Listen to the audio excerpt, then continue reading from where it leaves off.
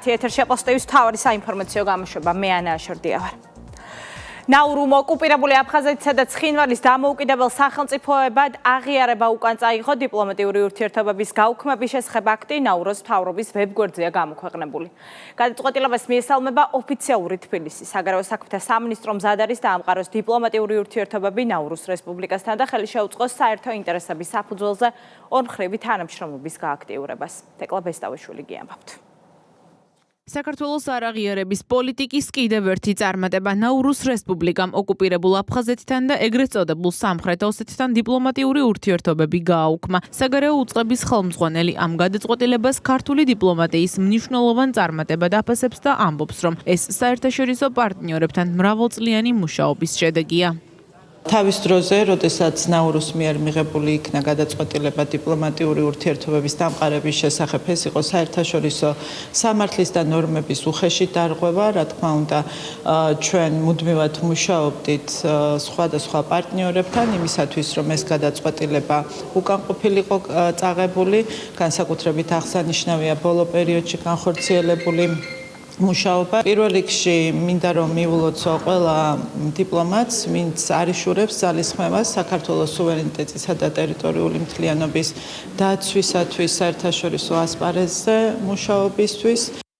ნაურუს რესპუბლიკის აღმასრულებელი ორგანოს მიერ მიღებული გადაწყვეტილება ქვეყნის მთავრობის ოფიციალურ ვებგვერდზე გამოქვეყნდა. ნაურუს გადაწყვეტილებას მიესალმება საქართველოს საგარეო საქმეთა სამინისტრო. უწყების მიერ გამოქვეყნებულ განცხადებაში ნათქვამია, რომ ეს ნაბიჯი კიდევ ერთხელ ადასტურებს საერთაშორისო სამართლის პრინციპების მნიშვნელობას და იმ მიდგომას, რომლის მიხედვითაც სახელმწიფოებს შორის ურთიერთობები სუვერენიტეტისა და ტერიტორიული მთლიანობის პატივისცემაზე უნდა იყოს დაფუძნებული. საქართველოს ასევე გამოთქვამს მზადყოფნას ნაურუსთან დიპლომატიური ურთიერთობები დაამყაროს და ორმხრივი თანამშრომლობა განავითაროს. აღნიშნული გადაწყვეტილებით კიდევ ერთხელ დასტურდება, რომ საერთაშორისო სამართლის ნორმების პატივისცემა და დაცვა წარმოადგენს ჯანსაღი საერთაშორისო ურთიერთობების საფუძველს. ნაურუს გადაწყვეტილებას არა ქართული დიპლომატიის, არამედ სხვა ქვეყნების დამსახურებად აფასებენ ოპოზიციაში. ნუბოდავთ რა ქართული დიპლომატიის გამარჯვება ნაურუს მიერ აფხაზეთის ავტონომიურ რესპუბლიკასთან და ცხინვალის რეგიონთან დიპლომატიური ურთიერთობების გაუქმება არის ამერიკული და ევროპული დიპლომატიის დამსახურება და გამარჯვება. საქართველოს ტერიტორიული მთლიანობის აღდგენისა და არაღიარების პოლიტიკის გაძლიერების გზაზე ნაურუს გადაწყვეტილებას კიდევ ერთ მნიშვნელოვან ნაბიჯად აფასებენ საპარლამენტო უმრავლესობის წევრები. სახელმწიფო გუნდში აცხადებენ, რომ საქართველო გააგრძელებს დიპლომატიურ ძალისხმევას ყველა იმ სახელმწიფოსთან, რომელმაც ოკუპირებული რეგიონების ეგრეთ წოდებული დამოუკიდებლობა აღიარა.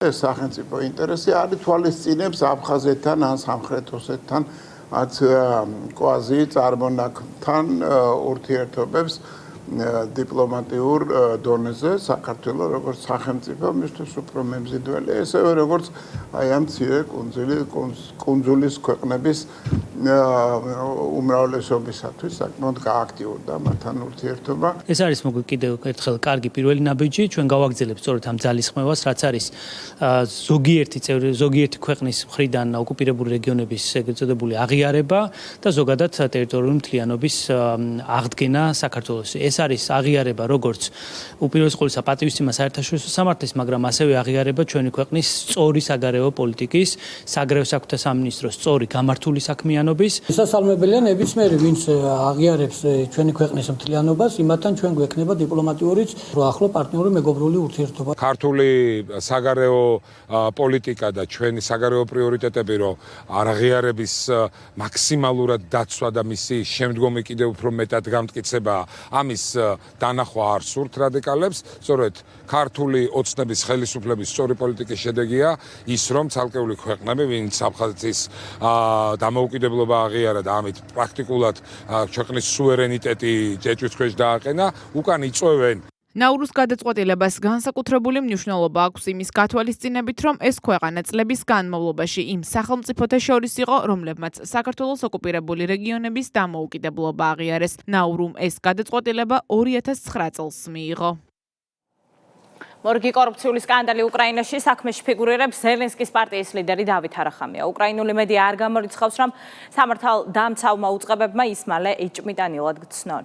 კორუფციულ სქემებში, რომლებშიც რადას დეპუტატები ფიგურირებენ, უკრაინის ანტიკორუფციული ბიურო იძიებს, საქმე ეხება პარლამენტის წევრების მოსყიდვას და მათთვის კონვერტებით ფულის დარიგებას. რამდენიმე თვის წინ არახამიას ოფისში ჩატარდა ჩხრეკაც, მედიის ცნობით აღნიშნული ფაქტი იმ გამოძიების ნაწილია, რომელმაც კორუფციულ სქემებში ჩართული არაერთი უკრაინელი მაღალჩინოსანი გამოავლინა, მათ შორის ზელენსკის უახლოესი გარემოცვის წევრები.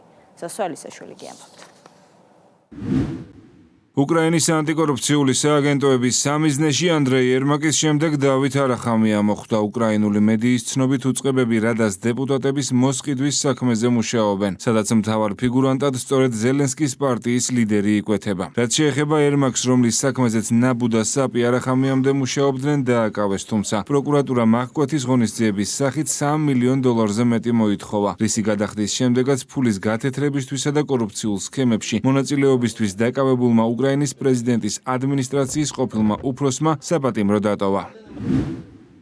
ანტიკორუფციული ბიურო მზადაა კორუმპირებული ჩინოვნიკების პოლიტიკური წმენდის ახალი სეზონის დასაწყებად. ახლა საქმე დავით არახამიას ეხება. სიტუაცია დაახლოებით ისევე ვითარდება, როგორც ერმაკის შემთხვევაში, როდესაც ბრალდების წარდგენას 6 თვე ველოდით და დეტექტივები ამისთვის ემზადებოდნენ. მათ ჩაატარეს საგამოძიებო მოქმედებები კაჩხრიკეს ერმაკის სახლი და ბინა გრუშევსკის ქუჩაზე, სადაც ეძებდნენ ერმაკის ან მისი გარემოცვის კუთვნილ ბიოლოგიურ ნიმუშებს. ახლა დავით არახამია ანალოგიურ სიტუაციაშია. კანონის თანახმად მხოლოდ გენერალურ პროკურორს შეუძლია მოქმედი პარლამენტარებისთვის ეჭვმიტანილად ცნობის შესახებ შეტყობინების გაგზავნა. უკრაინის მოქმედი გენერალური პროკურორი რუსლან კრავჩენკო კი სრულად მათ კონტროლს ქვეშაა და ზელენსკის წინააღმდეგ არწავა.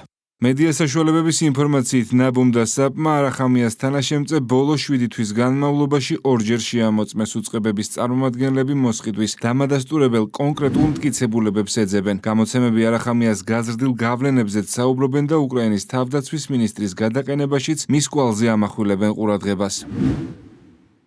ჯერ კიდევ ივლისის შუა რიცხვებში ანტიკორუფციულმა ბიურომ და სპეციალურმა ანტიკორუფციულმა პროკურატურამ მიიღეს დადგენილება არახამიას თანაშემწის ბიოლოგიური ნიმუშის ასაღებად. ეს საგამოძიებო მოქმედება შესაძლებელია უკავშირდებოდეს საქმეს, რომელიც რადას დეპუტატებისთვის ხელფასების კონვერტებით დარიგებას ეხება. ცნობილია, რომ ფრაქციის ლიდერის თანაშემწე ამ საქმესთან დაკავშირებით დეკემბერში უკვე გაჩხრიკეს. სავარაუდოდ ანტიკორუფციული სააგენტოები ბანკნოტებზე თითის ანაბეჭდების საშუალებით ცდილობენ დაამტკიცონ, რომ პარლამენტარების ხელფასსა და პრეზიდენტის ფრაქციას შორის პირდაპირი კავშირია. სწორედ არახამია მიიჩნევა მიხაილ ფედოროვის თავდაცვის მინისტრის თანამდებობიდან გადადგომის ერთ-ერთ მთავარ ორგანიზატორად.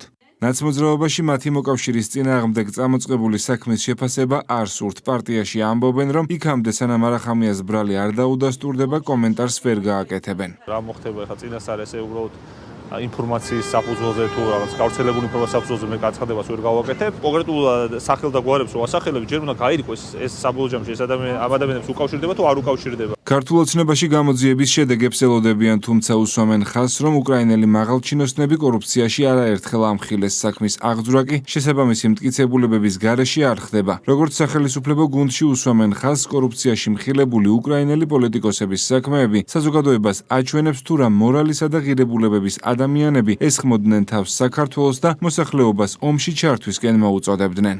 ამერიკის შეერთებული შტატების მიერ დაფინანსებულმა და ორგანიზებულმა სამსახურმა შეძლო გამოევლინა კორუფციის ის მასშტაბი, რომელიც რასაკვირველია უკრაინას ძალიან ურთულეს მდგომარეობაში აყენებს. არ შეიძლება ომის ხარჯზე გამდიდრდეს ეს ადამიანების აემდე ასეთი რაოდენობა. არიან ადამიანები, რომლებსაც აქვთ არა მარტო პოლიტიკური ინტერესი, არამედ ფინანსური ინტერესი.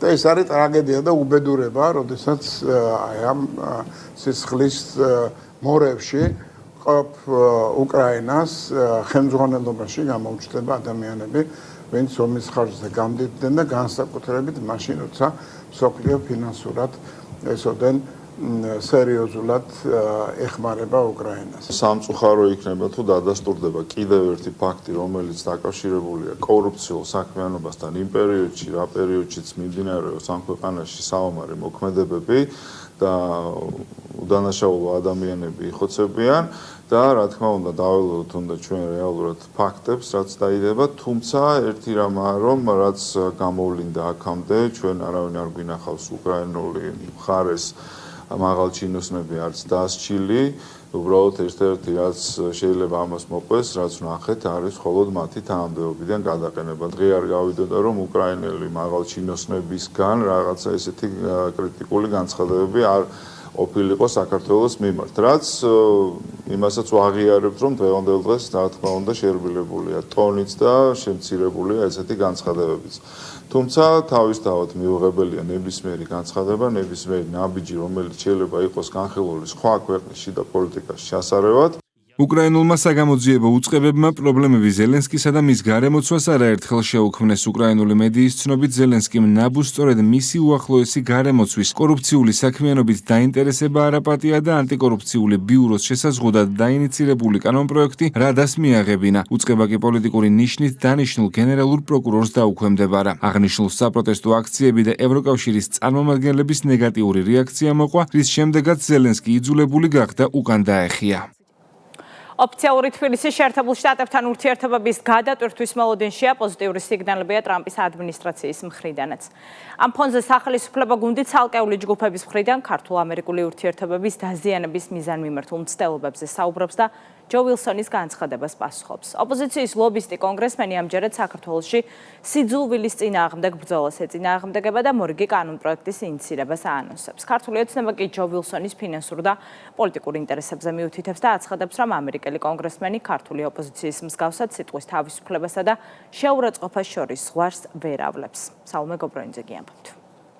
თავარი კითხვა აქ არის რეალურად რა არის მათი დამკვეთების მიზანი, აი ამ პოლიტიკური აქტივობის დამკვეთების მიზანი. ამ კითხვაზე პასუხი მართველი გუნდის შეფასებით ცალსახაა. ჯო ვილსონის და მის უკან მდგომი დამკვეთების მიზანი საქართველოში სიძულვილის ენისა და შეურაცხყოფის ნორმად დამკვიდრებაა. იმისათვის, რომ შემდეგ ქვეყანაში პროცესები მუდმივად დაპირისპირების და რადიკალიზაციის რეჟიმში ვითარდებოდეს. სწორედ ამიტომ სახელმწიფო გუნდის წევრების თქმით, ამერიკელი კონგრესმენი მიზანმიმართულად ცდილობს გააიგივოს სიძულვილის ენა სიტყვის თავისუფლებასთან. ეს ვილსონმა სოციალურ ქსელში საქართველოს შესახებ მორიგი პოსტით გააჟღერა. მისი მტკიცებით, სიძულვილის ენის წინააღმდეგ ბრძოლის სამმართველო სიტყვის თავისუფლებას ანადგურებს, აცხადებს, რომ მუშაობს კანონპროექტზე, რომელიც მისი თქმით ვოუკ ცენზურას წინააღმდეგობას გაუწევს. გაუგებარია, რას ემსახურება ვილსონის მხრიდან ტერმინი ვოუკის გამოყენებაც, რადგან როგორც წესი ლიბერალურ იდეოლოგიას უკავშირდება და მოიცავს ისეთ საკითხებს, როგორიცაა მათ შორის LGBT პროპაგანდის მხარდაჭერა. ის თუ რას წერს ის თავის სოციალურ მედიის პოსტებში, რას ითხოვს საქართველოს ხელისუფლებისგან, პირდაპირ არის ნათელი, რომ მას უნდა ქვეყანა არა დამშვიდებული, არა განვითარების გზაზე მყოფი, არამედ რომ საქართველოს იქცეს რაღაც დიდი გეოპოლიტიკური დაპირისპირების საჯილდაო ქვათ, ერთ-ერთ ხელწერტილად, რომ სიძულვილის ენა იყოს ნორმა ქართულ რეალობაში, ქართულ პოლიტიკაში, ეს არის რეალურად რაც სწორ ამ ადამიანს უნდა. ჯო ვილსონის მსგავსად სიძულვილის ენა, გინება და შეურაცხყოფა სიტყვისა და გამოხატვის თავისუფლებაში ჯდება ნაციონალური მოძრაობისთვის. მიუხედავად საერთაშორისო პრაქტიკისა, სააკაშვილის პარტიაში მიაჩნიათ, რომ საქართველოში საჯარო შეურაცხყოფას სამართლებრივი პასუხი არ უნდა გაეცეს. ეს კანონპროექტი კიდევ ერთხელ ვიმეორებ, არის გათვალის მიზანად ისახავს უბრალოდ საპროტესტო საზოგადოების კიდევ უფრო მეტ რეპრესირებას. მართველი გუნდისთვის ჯო ვილსონისა და ნაციონალური მოძრაობის ბრალდებები არასერიოზულია. მით უფრო იმის გათვალისწინებით, რომ ოპოზიცია და ამერიკელი კონგრესმენი წლების განმავლობაში კოორდინირებულად მოქმედებენ საქართველოს წინააღმდეგ. ამ კამპანიის წარმოებისთვის კი ვილსონი მატერიალურ სარგებელს იღებს, რაც ამერიკული ფარას დოკუმენტებით და კონგრესმენისა და ნაციონალური მოძრაობის საერთო ლობისტურ კომპანიასთან კავშირებითაც დასტურდება. არანაირი ნიშნით საქართველოს არანაირი საგარეო პოლიტიკის კურსი არ შეუცვლია არასოდეს. აქედან გამომდინარე ეს მოგონილი ნარატივი, რომელიც ზუსტად ერთ-ერთი ემთხვევა ნაციონალური მოძრაობის, კოლექტიური ნაციონალური მოძრაობის ამ გაერთიანებას, ექსტრემისტული გაერთიანების პოზიციებს, რასაკვირველია ჩვენთვის მიუღებელი ამერიკის შეერთებულ შტატებთან, თანამშრომლობა, ურთიერთობა ჩვენთვის არის ერთ-ერთი მნიშვნელოვანი მიმართულება და პრიორიტეტი. ამერიკელმა პარტნიორებმა არაერთხელ თხოვეს მიგვანიშნეს რომ მოხუციჩოს განცხადებები გულთან ახლოს არ მივიტანოთ და რა თქმა უნდა ჩვენ ასეც ვიქცევით. ჩვენი მიზანია რომ ამერიკის შეერთებულ შტატებსა და საქართველოს შორის ურთიერთობები გაჯანსაღდეს, ურთიერთობები გადაირთვიოს. მე ნამდვილად შორს ვარ იმ აზრისგან, რომ ის რაიმე კანონპროექტს ამზადებს, ეს კანონპროექტი გამზადდება იმ არასამთავრობო ორგანიზაციების მიერ, რომელსაც წარმოადგენენ სკანდელაკები და ძმანი თუ დანი მისნი და გაიგზავნება მასთან და ის როგორც აქამდე უბრალოდ წაიკითხავს. ასე რომ ეს ადამიანი როგორც და როცა ჭირდებათ ხოლმე, მაშინ გამოაგორებენ და მართლა მეწოდება ჩვენი ეს აგენტურა, ეს ოპოზიცია, რომ ერთადერთი მოსაჭიდებელი მათთვის არის ჯო ვილსონი. არანაირ სწორ კრიტიკას აღარ ექვემდებარება ჯო ვილსონის მოქმედება. ალბათ ჯერ კიდევ ის ანაზღაურება, რაც მანამ ლობიზმში, ანტიქართულ ლობიზმში მიიღო, ჯერ ამოწურული არ არის და ალბათ დაველოდოთ ახლა ამოწურვას და მისი აქტიურობაც სავარაუდოდ შენელდება. მართველი გუნდიდან ამერიკელ კონგრესმენს კიდევ ერთხელ შეახსენეს, რომ თბილისისთვის მნიშვნელოვანი არა ვილსონის განცხადებები, რეზოლუციები და კანონპროექტები, არამედ ვაშინგტონთან ურთიერთობების სუფთა ფურცლიდან დაწყება და სტრატეგიული პარტნიორობის კონკრეტული გზამკვლევით აღდგენა. საქართველოს ეროვნული ბანკი მონეტარული პოლიტიკის განაკვეთს უცვლელად 8.25%-ზე ინარჩუნებს. ეროვნული ბანკის ინფორმაციით მიმდინარე წლის ივნისში საქართველოში წლიურმა ინფლაციამ 5.8% შეადგინა. მათივე ცნობით მიზნობრივზე მაღალი ინფლაცია კვლავ ძირითადად ენერგორესურსების ფასების ზრდას უკავშირდება. სების ინფორმაციით მიმდინარე წლის პირველ ნახევარში საშუალო ინფლაცია 5.2% იქნება. წლის მეორე ნახევრიდან ინფლაცია შემცირებას დაიწყებს და საშუალოვადიან პერიოდში მიზნობრივ 3%-იან მაჩვენებელს ეტაპობრივად დაუახლოვდება. გრძელდება საკმაოდ ძლიერი ეკონომიკური ზრდა, მაგრამ იმის გათვალისწინებით, რომ ეს ზრდა ძირითადად გამოწვეულია მაღალპროდუქტიული დარგების განვითარებით, ის არ ქმნის დამატებით ინფლაციურ წნეხებს.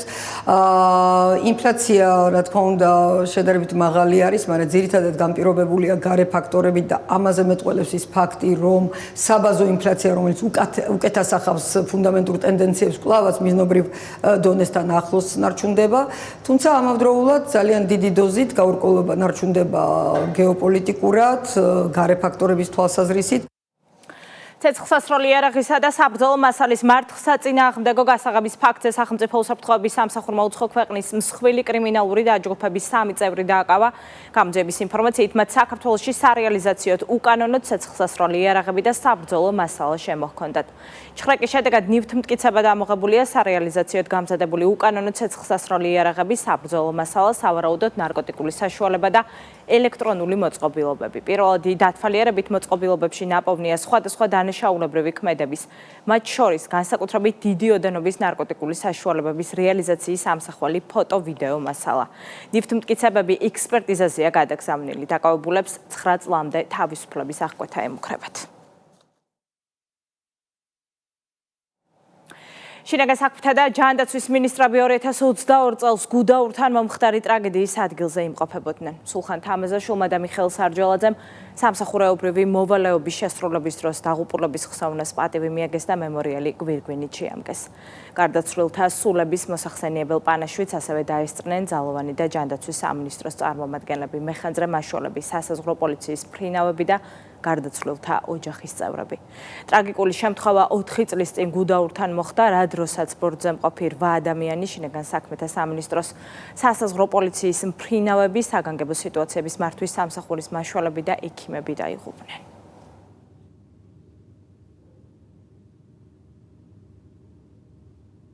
დღეს 4 წელი შესრულდა გუდაურის ტრაგედიიდან, რასაც ჩვენი თანამებრძოლები შეეწირნენ. 8 ადამიანი, რომლის ოჯახის წევრებიც აღწანდებიან, თითოეულ მათგანს, რა თქმა უნდა, ისევ და ისევ სამძიმარს გამოუცხადებ.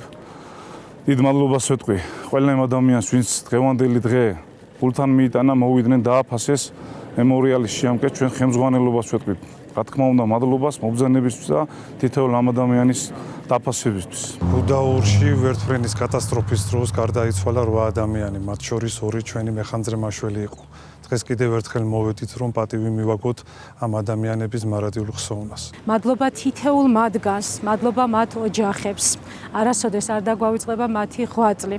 თითოეული დღე, რომელსაც ჩვენ გავდივართ, ექიმები, მაშველები, პოლიცია არის რისკი სხვისი სიცოცხლის გადარჩენისთვის. კიდევ ერთხელ მადლობა. ბედნიერი ვარ, რომ მამა ჩემი თავის საქმეს აკეთებდა და დარწმუნებული ვარ, რომ იყო ასეთი მოვლენისთვის მზად და ამაყი ვარ მამა ჩემის და ასევე სხვა აქ დაღუპული გმირი ხალხით. მასშტაბური ინფრასტრუქტურული სამუშაოები ქვეყნის მთავარ გამზირზე რუსთაველის განახლება ინტენსიურ რეჟიმში მიმდინარეობს. სამეტაპიანი რეაბილიტაციის ფარგლებში უკვე დაწყებულია წყალმომარაგებისა და წყალარინების მოძველებული ქსელების განახლება. პროექტი სატრანსპორტო ნაკადების ახლებურ ორგანიზებას, დამატებითი ზოლების გამოყოფასა და ტერიტორიის გამწვანებას ითვალისწინებს. თბილისის ცენტრალურ ქუჩაზე საავტომობილო მოძრაობა სრულად შეზღუდულია. დეტალებით ბორინა ონიანი. რუსთაველის გამზირზე საინჟინრო ჯგუფები, მძიმე ტექნიკა და სპეციალიზებული ბრიგადები 24 საათიან რეჟიმში მუშაობენ. რეაბილიტაცია რამდენიმე ეტაპს მოიცავს. ამ დროისთვის მთლიანად დასრულებულია პროექტის საწყისი ეტაპის, ასფალტის საფარის მოფრეზვის სამუშაოები. ტროტუარებზე დაწყებულია მიწისქვეშა კაბელ-არხების მოწყობაც. ინტენსიური სამუშაოები რამდენიმე მიმართულებით ერთდროულად ხორციელდება. ყველა სამუშაო ერთდროულად რამდენიმე მიმართულებით ხორციელდება, რაც პროექტის შესრულების ტემპს მნიშვნელოვნად აჩქარებს. გარკვეული დისკომფორტი ცხადია აქვს ამ სამუშაოებს, თუმცა ალბათ ყველა ხედავთ თუ რა მასშტაბზეა საუბარი. სამუშაოებს რამდენიმე კომპანია აწარმოებს. ობიექტზე მუშაობს Georgian Water and Power, რომელმაც სასმელი წყლისა და წყალარინების ქსელების სრული განახლება დაიწყო. უკვე დასრულდა საპროექტო ტრასის დაკვალვა და გრუნტის საექსკავაციო სამუშაოები. მიმდინარეობს მილსადენების მოწყობა. პროექტი თავისი მასშტაბიდან გამომდინარე ითვალისწინებს 5.5 კილომეტრი სასმელი წყლისა და წყალარინების, როგორც მაგისტრალური, ასევე გამანაწილებელი ქსელების მოწყობას. ჩვენ არსებული ქსელები ექსპლუატაციიდან არ გავყავს, მანამ სანამ არ მოვრჩებით ახალი მილსადენების მოწყობას და მხოლოდ მაშინ მოხდება სასმელი წყლის შეზღუდვა, როდესაც განვახორციელებთ ახლად მოწყობილი ქსელების არსებულ სისტემაზე გადაერთებას. თანამედროვე სტანდარტების შესაბამისი სივრცეების მოსაწყობად ტროტუარებზე არსებული მოაჯირების, ბორდიურისა და სხვა ინფრასტრუქტურის დემონტაჟი მიმდინარეობს. ხორციელდება მიწისქვეშა გადასასვლელების საიზოლაციო სამუშაოებიც. დღეს დავიწყეთ კაბელ-არხების მოწყობა ტროტუარებში, სადაც შემდეგ განთავსდება საჰაერო სადენები, ასევე მიმდინარეობს მიწისქვეშა გადასასვლელების საიზოლაციო სამუშაოები, დემონტაჟები, გაზი ენერგი თბილისი ენერგიის კომპანია შემოვა დღეს და ასევე დაიწყებს სამუშაოებს. რეაბილიტაციის ფარგლებში არ იცვლება ქუჩის გაბარიტი. იგეგმება ახალი საგზაო მოძრაობა, რომელიც მოსახერხებელი იქნება როგორც კერძო ავტომანქანებისთვის, ისე ქვეითებისთვის. მოსაცდელები განთავსდება ტროტუარებზე და აღარ იქნება სატრანზიტო მოძრაობა მანქანებისთვის. ავტობუსის ზოლი დარჩება განაპირა ზოლზე და არ იმოძრავებს საზოგადოებრივი ტრანსპორტი გზის შუაში, როგორც საზოგადოებრივი ტრანსპორტის ზოლი, ასევე მოსაცდელებიც განთავსდება ტროტუარებზე. რუსთაველზე აღარ იქნება სატრანზიტო მოძრაობა მანქანებისთვის, რაც გულისხმობს მობრუნების დაშვებას მხოლოდ ზეთისხილის ხესთან და თავისუფლების მოედანთან. ისტორიული გამზირის განახლებისთვის 50 მილიონ ლარამდეა გამოყოფილი. თბილისის გენგეგმის ერთ-ერთი თანაავტორი მიიჩნევს, რომ რუსთაველი ქალაქის ცენტრის ბირთვია და მისი რეკონსტრუქცია აუცილებელია. დიდი ხანია მასზე არ ჩატარებულა ასეთი მნიშვნელოვანი რეკონსტრუქციის სამუშაოები. ეს ითვალისწინებს როგორც მიწისქვეშა წყლების ორგანიზაციას, ასევე ქსელების რეკონსტრუქციას და განახლებას და ქუჩის თვითონ იერის და მისი მულტიმოდალური ქუჩის სახით ჩამოყალიბებას. რუსთაველის რეაბილიტაცია 23 ივლისიდან დაიწყო. ამ დღიდანვე შეიზღუდა ტრანსპორტის მოძრაობაც. გადაადგილება შესაძლებელია ალტერნატიული გზებით, მთაწმინდის ზემო ქუჩებით, თაბუკაშვილის ქუჩითა და მარჯვენა სანაპიროთი. ახალი საფეხბურთო ბაზები კახეთში, ახმეტაში, თელავში, ყვარელში, გურჯანში, წნორსა და საგარეჯოში თანამედროვე სტანდარტების ტექნიკური ცენტრების მშენებლობა მიმდინარეობს. პროექტი ხელოვნურ საფარიანი მოედნებისა და 300 მაყურებელზე გათვლილი ტრიბუნების მოწყობას ითვალისწინებს. სამუშაოების მიმდინარეობას ინფრასტრუქტურის მინისტრი და ფეხბურთის ფედერაციის პრეზიდენტი გაეცნენ. რეგიონული სპორტის მხარდაჭერის ფარგლებში მუნიციპალური განვითარების ფონდი ქვეყნის მასშტაბით სულ 50-ზე მეტი მსგავსი ობიექტის მშენებლობას გეგმავს. დეტალებით ნინო სალუქვაძე და გიორგი ბაღანაშვილი.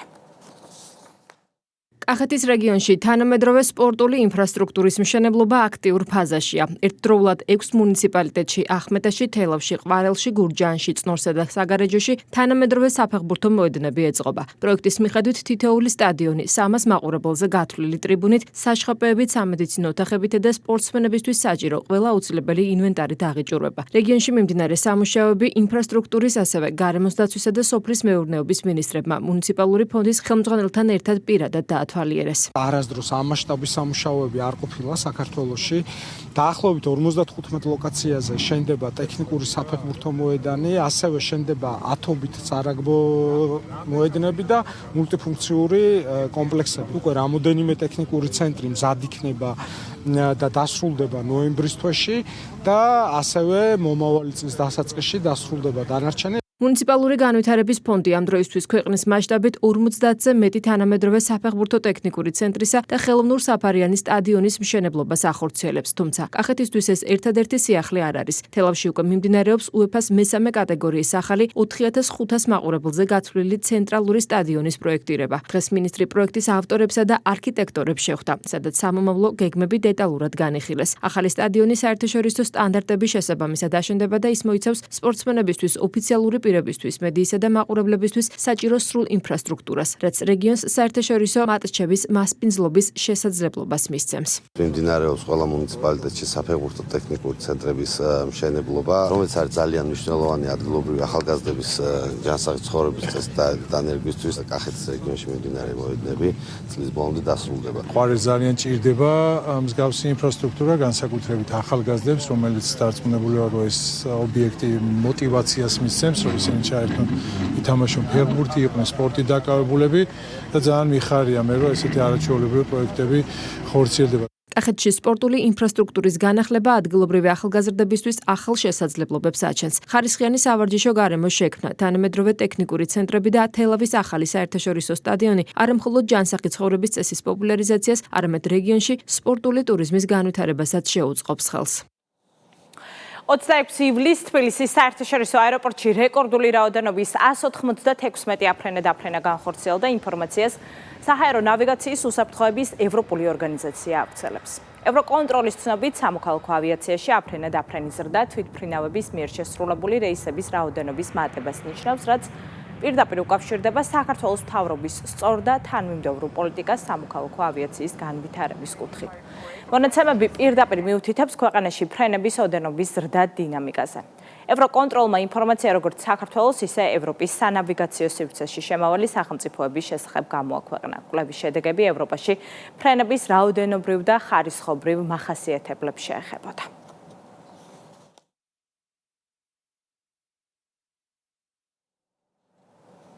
საქართველოს ტურისტულ პოტენციალს ტუროპერატორები და მედიის წარმომადგენლები გაეცნენ. ვიზიტორებმა რეგიონის ღირსშესანიშნაობები, ღვინის კულტურა, ქართული სამზარეულო და ქუთაისში ახლად გახსნილი ტექნოლოგიური ჰაბი დაათვალიერეს.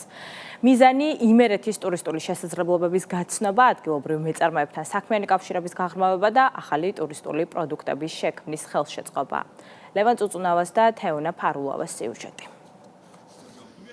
სათავგადასავლო და ექსტრემალური მარშრუტები, ადრენალინი და იმერეთის სრულიად განსხვავებული ბუნება. ტუროპერატორებმა და მედიის წარმომადგენლებმა იმერეთის ტურისტული პოტენციალის გაცნობა ჭიათურიდან დაიწყეს. დაათვალიერეს სვერის სათავგადასავლო ბანაკი და ვია ფერატა, სივრცე, რომელმაც ბოლო წლებში ჭიათურა ტურიზმის ერთ-ერთ გამორჩეულ მიმართულებად აქცია. ადგილზე მოწყობილი ინფრასტრუქტურა განსაკუთრებით ექსტრემალური ტურიზმის მოყვარულებს იზიდავს.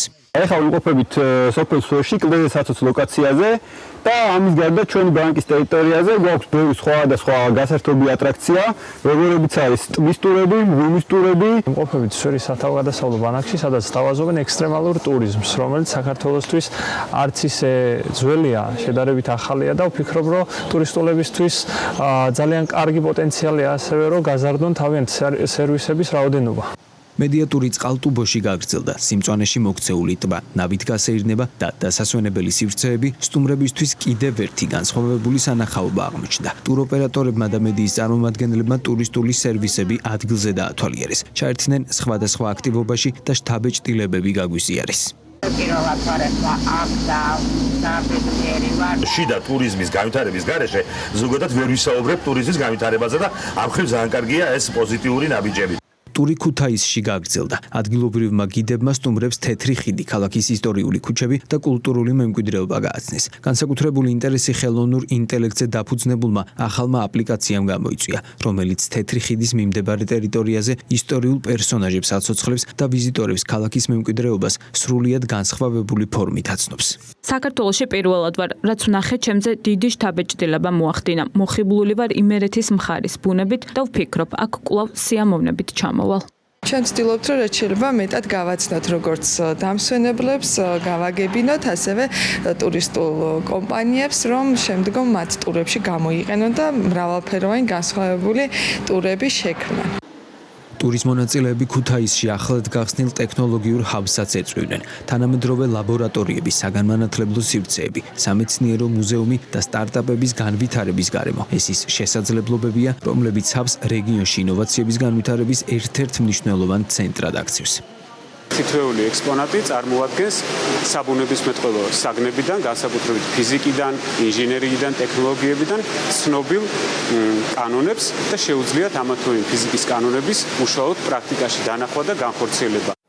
იმერული გემო ტრადიცია და სტუმართმოყვარეობა. გაცნობიტი ტური აგროსაღლ ქორენაში გაგრძელდა. სტუმრები აქ მხოლოდ დამთვალიერებლები არ ყოფილან. მონაწილეობა მიიღეს მჭადის ცხობის მასტერკლასში გაიცნენ იმერული სამზარეულოს თავისებურებებს, ადგილობრივ კულინარიულ კულტურასა და ტრადიციებს, რომლებიც ადგილობრივი ტურიზმის ერთ-ერთი მნიშვნელოვანი ნაწილია. ჩვენი სტუმრებისთვის მინდა წარმოვაჩინოთ ჩვენი იმერული კულტურა, გასტრონომიული, რომ თავიანთ სტუმრებს შემდეგ ჩვენზე მოუყვნენ. ტუროპერატორებმა და მედიის წარმომადგენლებმა ვანის არქეოლოგიური მუზეუმი და ნაქალაქარი დაათვალიერეს, სადაც ანტიკური კოლხეთის უმნიშვნელოვანეს არქეოლოგიურ მემკვიდრეობას გაიცნენ. ისტორია, რომელიც საუკუნეებს ითვლის, დღესაც ვანის ერთ-ერთ მთავარ ტურისტულ ღირსშესანიშნაობად რჩება. მუზეუმში წარმოდგენილია ოქროს, ბრინჯაოს უნიკალური ნივთები. ისინი შესრულებულია უნიკალური ტექნოლოგიით, რომელსაც მხოლოდ კოლხეთში ფლობდნენ კოლხი ოსტატები და ზოგადად ისინი დაოსტატებული იყვნენ ლითონის დამუშავების საქმეში უმაღლეს დონეზე. წამდღიანი მოგზაურობის განმავლობაში ტუროპერატორებმა და მედიის წარმომადგენლებმა იმერეთის ტურისტული შესაძლებლობების სხვადასხვა კუთხით აღმოაჩინეს. სათავგადასავლო მარშრუტებიდან ისტორიულ ძეგლებამდე, ბუნებიდან ინოვაციურ სივრცეებამდე. ეს ყაპასტევის საინფორმაციო გამოშვება 7 საათზე, მოხვალამდე